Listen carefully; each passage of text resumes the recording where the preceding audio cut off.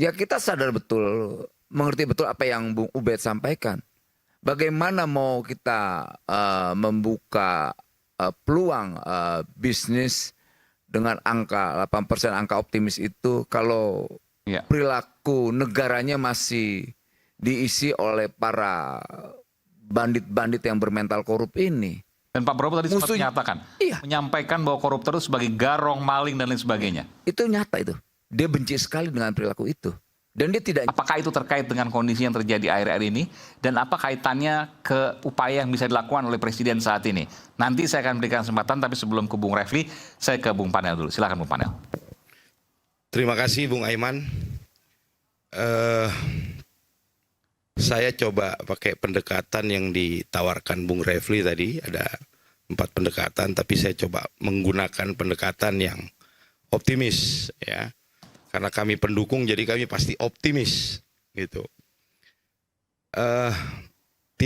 Mungkin tidak seperti Bung Ubed yang kemudian melihatnya secara pesimis, ya.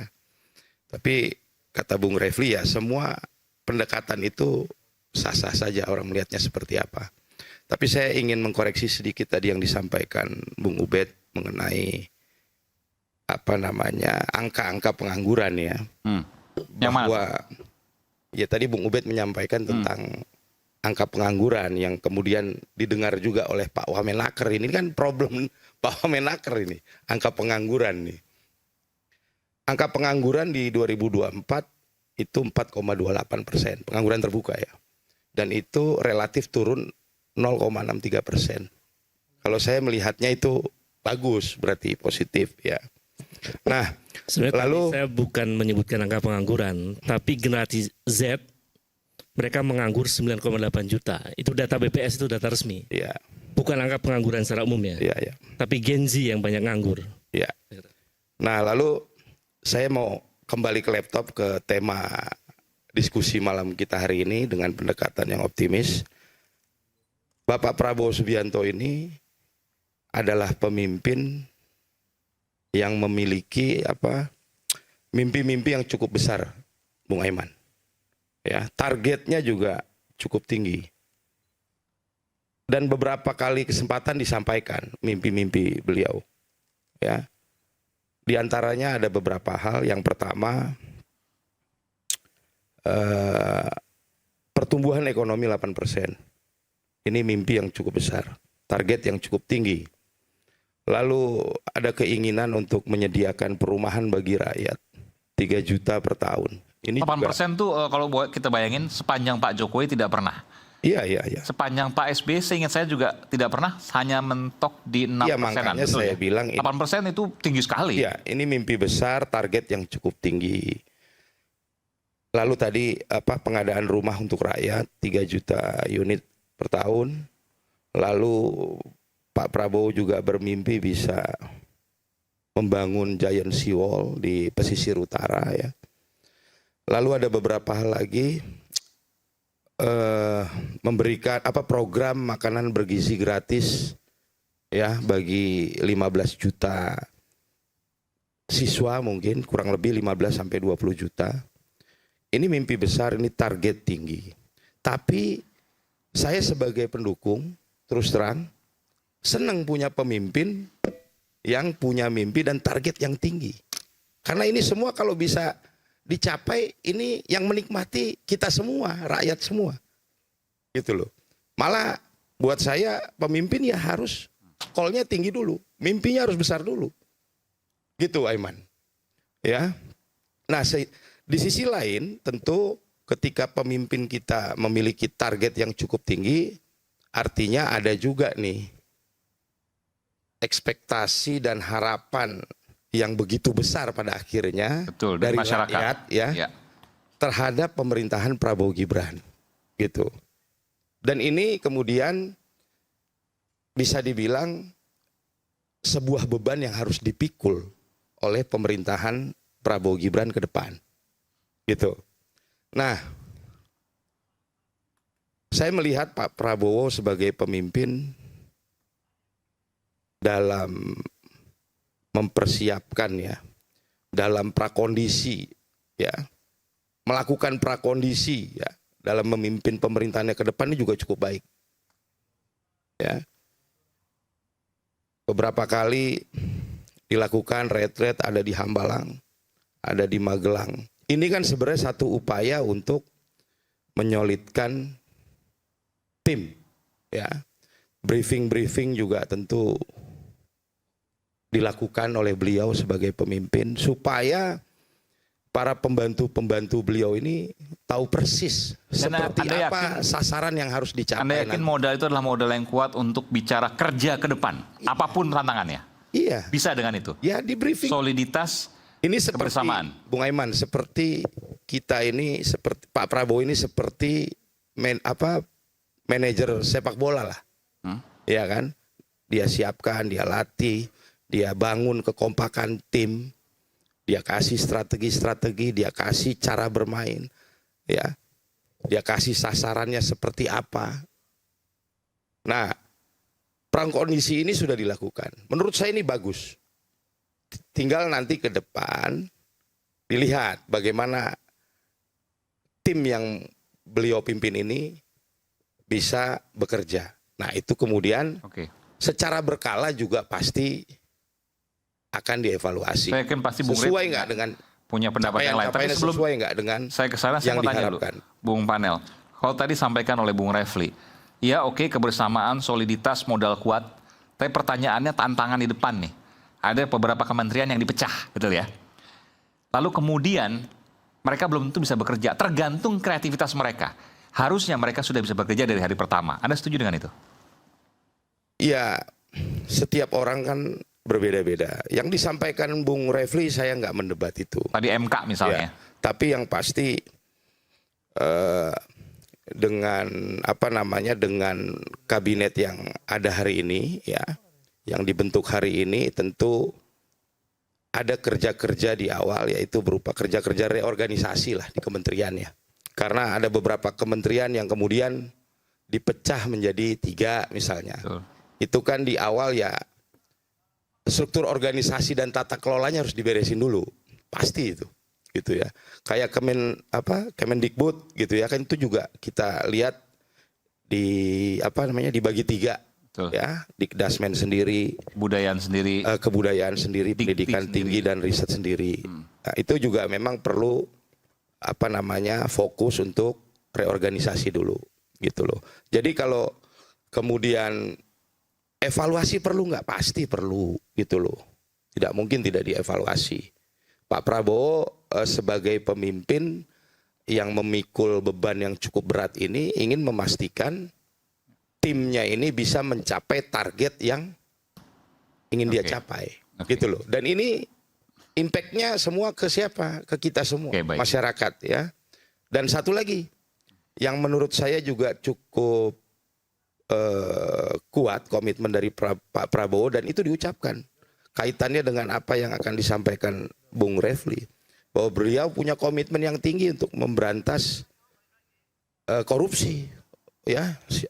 Koruptor kita akan kejar sampai ke Antartika. Ini kan satu komitmen yang bisa kita bisa kita pegang adalah dari pemimpin kita apa yang sudah diucapkan.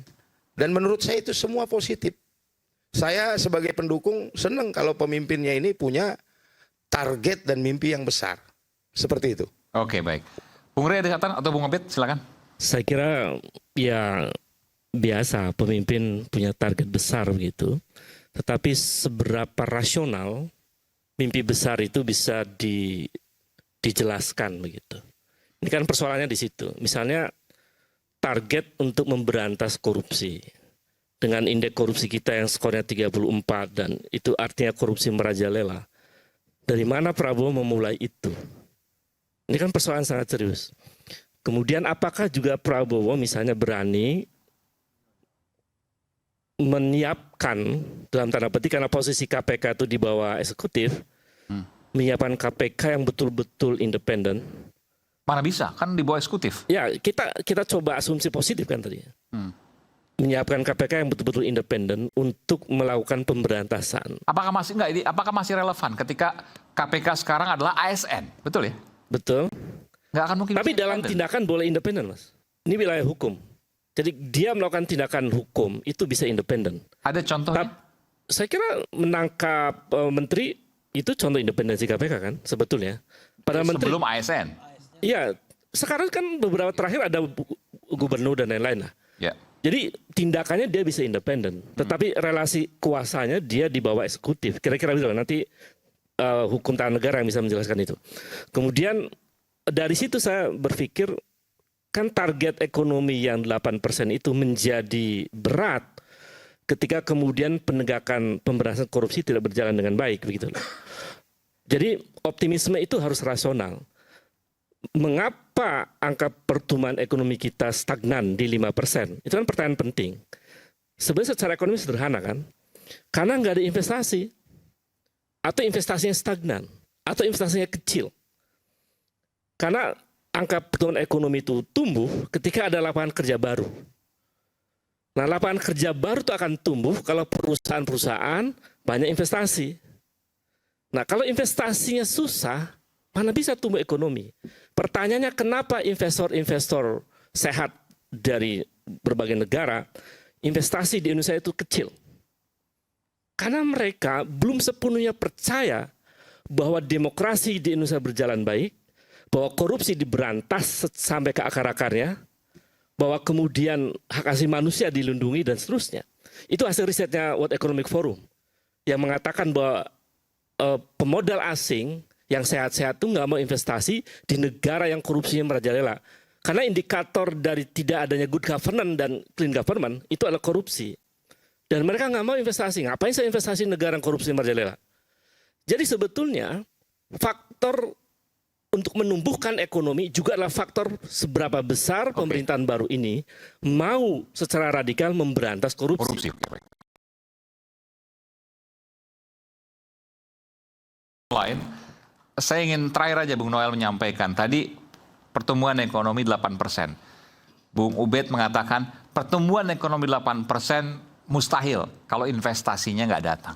Investasi datang harus anti korupsi yang dikedepankan. Saya ingin tahu, pada waktu di Magelang, ini terakhir ya sebelum Bung Noel sign out, karena ada kegiatan lain. Waktu di Magelang, adakah korupsi digarisbawahi oleh Pak Prabowo, Presiden? Oke, terima kasih Bung Aiman. Sekali lagi saya sampaikan komitmen Pak Prabowo, Presiden kita. Beliau menyampaikan secara tegas, saya tidak mau pemerintahan saya dikotori oleh para garong APBN dan APBD. Awal, sebelum pelantikan menteri. Kedua, dia pertegas lagi itu Hambalang Retreat. Jika tidak ada yang sepakat dengan gagasan saya, lebih baik mundur sebelum dilantik. Lanjut lagi Retreat Magelang, dia pertegas lagi. Dia persilahkan kalau menteri dan wamennya tidak sepakat dengan pilihan-pilihan politiknya hari ini terkait kesejahteraan rakyat, yaitu dalam memberantas korupsi, silakan juga mundur. Artinya itu berkali-kali beliau sampaikan. Ya kita sadar betul, mengerti betul apa yang Bung Ubed sampaikan. Bagaimana mau kita membuka peluang bisnis dengan angka 8%, angka optimis itu kalau perilaku negaranya masih diisi oleh para bandit-bandit yang bermental korup ini. Dan Pak Prabowo tadi sempat menyatakan, menyampaikan bahwa koruptor itu sebagai garong, maling, dan lain sebagainya. Itu nyata itu. Dia benci sekali dengan perilaku itu. Dan dia tidak nyaman. Dia bilang sampai begini, kalaupun saya harus sendiri di pemerintahan ini, demi rakyat saya, nggak apa-apa, saya harus sendiri. Itu sikap tegas beliau. Dan saya tidak mengada-gada. Beliau